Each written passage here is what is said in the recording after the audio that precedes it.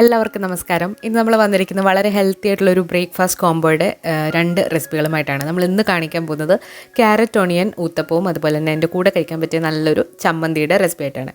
ആദ്യം തന്നെ നമുക്ക് ചമ്മന്തി ഉണ്ടാക്കാൻ വേണ്ടിയിട്ട് ഒരു പാൻ ഒന്ന് ചൂടായി വന്നപ്പോൾ ഒരു 2 ടീസ്പൂൺ ഓയിൽ ഒഴിച്ചു കൊടുത്തിട്ടുണ്ട്. ഇതിലേക്ക് ഒരു 2 ടീസ്പൂൺ ഉഴുന്ന് കൂടി ഇട്ടിട്ട് നന്നായിട്ടൊന്ന് വറുത്തെടുക്കണം.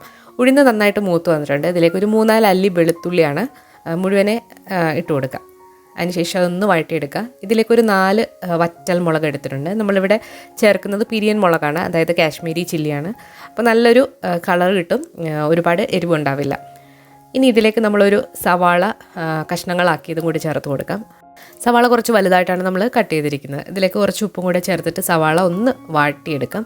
സവാള ഒന്ന് വാടി വന്നു കഴിഞ്ഞാൽ ഇതിലേക്ക് ഒരു തക്കാളിയും കൂടി കഷ്ണങ്ങളാക്കിയത് ചേർത്ത് കൊടുക്കാം. തക്കാളി നിങ്ങൾക്ക് വേണമെന്നുണ്ടെങ്കിൽ ചേർത്താൽ മതി, ഉള്ളി മാത്രം എടുത്താലും കുഴപ്പമൊന്നുമില്ല.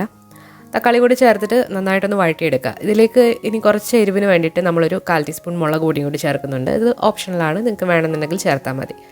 അപ്പോൾ എല്ലാം കൂടി ചേർത്തിട്ട് നന്നായിട്ട് വഴറ്റിയെടുക്കുക. തക്കാളിയും ഉള്ളിയൊക്കെ നന്നായിട്ടൊന്ന് വഴണ്ടി വരണം. ഇനി അവസാനം ഇതിലേക്ക് ഒരു 1/4 ടീസ്പൂൺ പഞ്ചസാരയും കൂടി ചേർക്കുന്നുണ്ട്. ടേസ്റ്റൊക്കെ ഒന്ന് ബാലൻസ് ആകാൻ വേണ്ടിയിട്ടാണ്. ഉപ്പ് നമ്മൾ ആദ്യമേ ചേർത്താണ്. ഇത് നന്നായിട്ട് തണുത്തതിന് ശേഷം മിക്സിയുടെ ചെറിയ ജാറിലിട്ട് വേണമെന്നുണ്ടെങ്കിൽ കുറച്ച് വെള്ളം കൂടെ ഒഴിച്ചിട്ട് നന്നായിട്ടൊന്ന് അരച്ചെടുക്കാം. നമ്മുടെ ചമ്മന്തി ഇവിടെ റെഡി ആയിട്ടുണ്ട്. ഇനി ഊത്തപ്പം എങ്ങനെയാണ് ഉണ്ടാക്കുന്നത് നോക്കാം. ഇതിന് വേണ്ടിയിട്ട് ഒരു സവാള, ഒരു ക്യാരറ്റ്, കുറച്ച് മല്ലിയില, പിന്നെ 2 പച്ചമുളക് പൊടിയായിട്ട് അരിഞ്ഞത് എടുത്തിട്ടുണ്ട്. അപ്പോൾ ഊത്തപ്പത്തിന് വേണ്ടിയിട്ടുള്ള ദോശമാവ് നമ്മൾ കഴിഞ്ഞ ദിവസം അപ്ലോഡ് ചെയ്തിട്ടുള്ള ഇഡ്ലിയുടെ റെസിപ്പിയിലെ സെയിം മാവാണ് നമ്മൾ യൂസ് ചെയ്തിരിക്കുന്നത്. ആ മാവ് ദോശയ്ക്കും ഇഡ്ലിക്കും എടുക്കാവുന്ന മാവാണ്.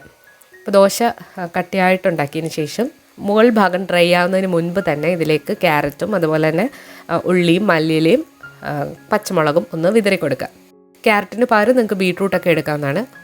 കുറച്ച് നെയ്യ് ഇതിൻ്റെ മുകളിലായിട്ടൊന്ന് തൂക്കി കൊടുക്കുന്നുണ്ട്. താഴ്ഭാഗം ഒന്ന് മൊരിഞ്ഞ് വന്നിട്ടുണ്ട്. നമുക്കിനി ഇത് മറിച്ചിട്ട് കൊടുക്കാം.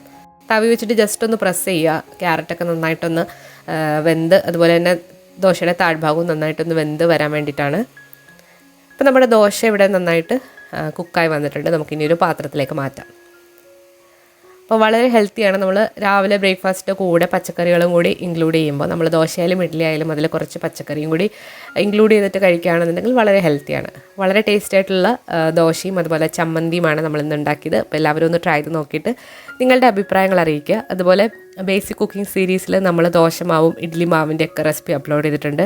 അപ്പോൾ അതേപോലെ തയ്യാറാക്കി നോക്കുക. എത്ര പേര് തയ്യാറാക്കി നോക്കി എന്നുള്ളത് വീഡിയോയുടെ താഴെ കമൻറ്റ് ചെയ്യുക. പുതിയ റെസിപ്പി വീഡിയോകളുമായിട്ട് നമുക്ക് വീണ്ടും കാണാം. താങ്ക്